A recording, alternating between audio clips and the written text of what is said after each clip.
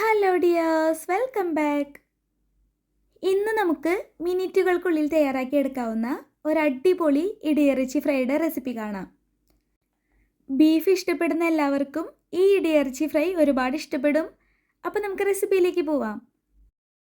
അതിനായി 150 ഗ്രാം ഉണക്ക ഇറച്ചി എടുത്തിട്ടുണ്ട്.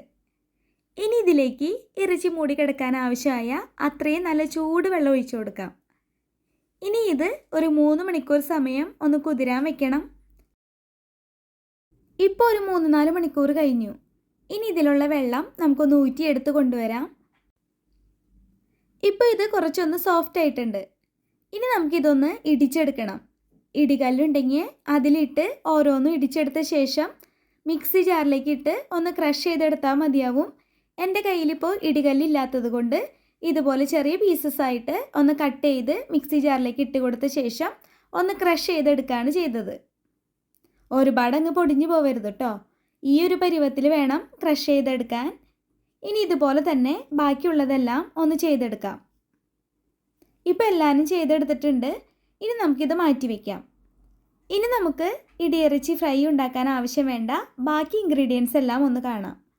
ഒരു വാളം ചെറുള്ളി, അതായത് ഒരു 20-25 എണ്ണത്തോളം ഉണ്ടാവും. ഒരു 6 വെളുത്തുള്ളി, 2 ചെറിയ കഷ്ണം ഇഞ്ചി, കുറച്ച് കറിവേപ്പില. ഇനി ഇതെല്ലാം ഒന്ന് ചതച്ചെടുക്കണം. അതിനായിട്ട് ചെറിയ മിക്സി ജാറിലേക്ക് ചെറുള്ളി ഇട്ട് കൊടുത്ത് ഒന്ന് പൾസ് ചെയ്തെടുത്ത് കൊണ്ടുവരാം. കണ്ടില്ലേ, ഇതുപോലെ ജസ്റ്റ് ഒന്ന് ചതച്ചെടുത്താൽ മതിയാവും. അപ്പോൾ ഇതുപോലെ തന്നെ ഇഞ്ചിയും വെളുത്തുള്ളിയും ഒന്ന് ചതച്ച് റെഡിയാക്കി എടുത്തിട്ടുണ്ട്. ഇനി നമുക്ക് കുക്കിങ്ങിലേക്ക് കടക്കാം. അതിനായി ആദ്യം തന്നെ പാനിലേക്ക് ഒരു 3-4 ടേബിൾ സ്പൂൺ വെളിച്ചെണ്ണ ഒഴിച്ച് കൊടുക്കാം. എണ്ണ ചൂടായിട്ട് വരുമ്പോൾ 1/2 ടീസ്പൂൺ കടുക് ഇട്ട് കൊടുക്കാം. കടുക് പൊട്ടി വരുമ്പോൾ ചെറുതായിട്ട് മുറിച്ച് വെച്ച വറ്റൽമുളകും കറിവേപ്പിലയും കൂടെ ചേർക്കാം. ഇനി ഇതിലേക്ക് ചതച്ച് വെച്ചിരിക്കുന്ന ചെറുള്ളി ചേർക്കാം. എന്നിട്ടൊന്ന് ഇളക്കി കൊടുത്ത ശേഷം ചതച്ച് വെച്ചിരിക്കുന്ന ബാക്കി വെളുത്തുള്ളിയും ഇഞ്ചിയും കൂടെ ചേർത്ത് കൊടുക്കാം. ഇനി ഇതിൻ്റെ പച്ചമണം മാറുന്നത് വരെ ഒന്ന് ഇളക്കി കൊടുത്ത് വഴറ്റിയെടുക്കണം.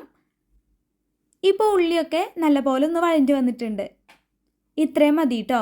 ഒരുപാട് ബ്രൗൺ കളർ ആവണമെന്നില്ല. ഈ ഒരു സമയത്ത് നമുക്കിനി പൊടികൾ ചേർക്കാം. 1/2 ടീസ്പൂൺ മഞ്ഞൾപ്പൊടി, 1 ടീസ്പൂൺ മുളക് പൊടി, 3/4 ടീസ്പൂൺ കുരുമുളക് പൊടി. ഇത്രയും ഇട്ട് കൊടുത്ത് ഒന്ന് ചൂടാക്കി മൂപ്പിച്ചെടുത്ത ശേഷം ഇതിലേക്ക് ഇനി ഇടിയിറച്ചി ചേർത്ത് നല്ലപോലെ ഒന്ന് ഇളക്കി മിക്സാക്കി എടുക്കാം.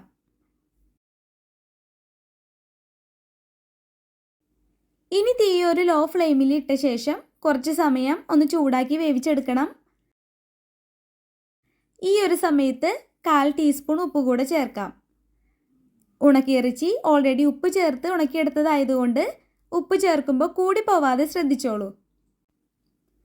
ഇനി ഒരു 1/2 ടീസ്പൂൺ ഗരം മസാലയും കുറച്ച് വെളിച്ചെണ്ണയും കൂടി ചേർത്ത ശേഷം വീണ്ടും നല്ലപോലെ ഒന്ന് ഇളക്കി യോജിപ്പിച്ചെടുക്കാം.